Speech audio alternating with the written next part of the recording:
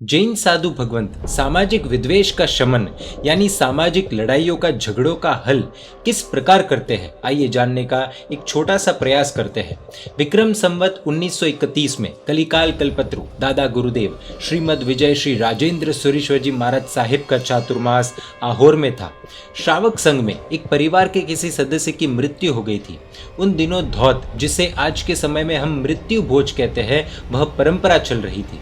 इस मृत्यु भोज के अवसर का लाभ उठाकर कई लोग आपसी राग द्वेष भरे दाव पेच भी चलाया करते थे।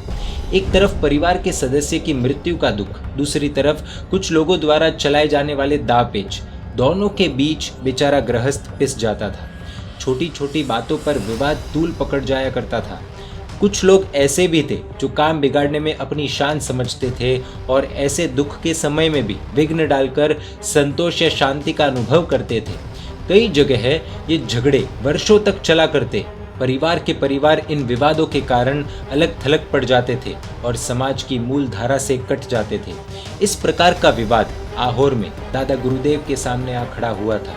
जिस सदस्य की मृत्यु हुई थी, उस परिवार में मृत्यु भोज के नाम पर आपसी रंजिश के कारण वहां का श्री संघ दो खेमों में बंट गया। परिवार तो संकटग्रस्त था ही, लेकिन धर्म ध्यान के कार्यों में विपरीत प्रभाव पड़ा। श्री गोड़ी जी में मंदिर का निर्माण का कार्य रुक गया। पूज्य राजेंद्र सूरी जी ने सभी पक्षों को बुलाकर समझाने का प्रयास किया, लेकिन आपसी तनातनी इतनी थी कि कोई कुछ समझने मानने को तैयार ही नहीं था। दादा गुरुदेव ने जैसे तैसे अपना चातुर्मास पूर्ण किया और आहोर से अन्यत्र विहार कर लिया। श्री संघ में चल रही ये समस्या शांत नहीं हुई थी।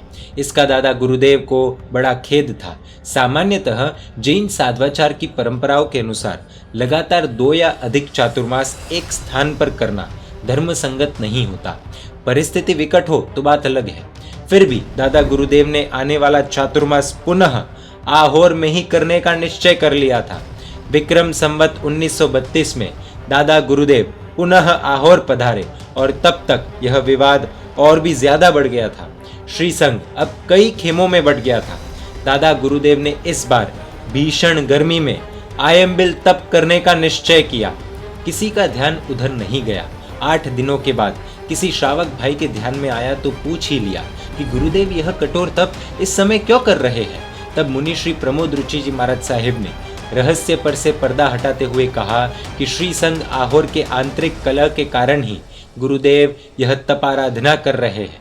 अब तो बात पूरे शहर में फैल गई। लोग इकट्ठे होकर गुरुदेव के पास आए, पारने की बहुत विनती की। दादा गुरुदेव ने कहा कि श्री संघ का विघटन और श्रावकों का आपसी कलह हम नहीं देख सकते। इसके लिए आवश्यक हुआ तो हम अनिश्चितकालीन उपवास करके अपनी ओर से प्रायश्चित करेंगे। दादा गुरुदेव की इस गंभीर उद्घोषणा को सुनकर पूरा श्री संघ हिल गया। भक्त वर्ग जानते थे कि गुरुदेव के संकल्प और उसकी पूर्ति का दृढ़ निश्चय कोई टाल नहीं सकता। अब तो श्री संघ में हलचल पैदा हो गई। समझौते का, समाधान का आधार ढूंढा जाने लगा। लेकिन जब हर पक्ष अपनी बात का कट्टरता से आग्रह रखे तो समझौता कैसे हो।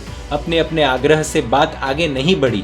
आखिरकार एक दिन सेठ टीकम चंद जी ने कहा कि गुरुदेव हम लोगों के कारण ही तो कठोर तप कर रहे हैं। यह हम सभी के लिए शर्म की बात है। यह अशोभनीय है। आपसी समझौता और एकता के लिए मैं स्वयं पहले अपने मुद्दे को छोड़ता हूँ।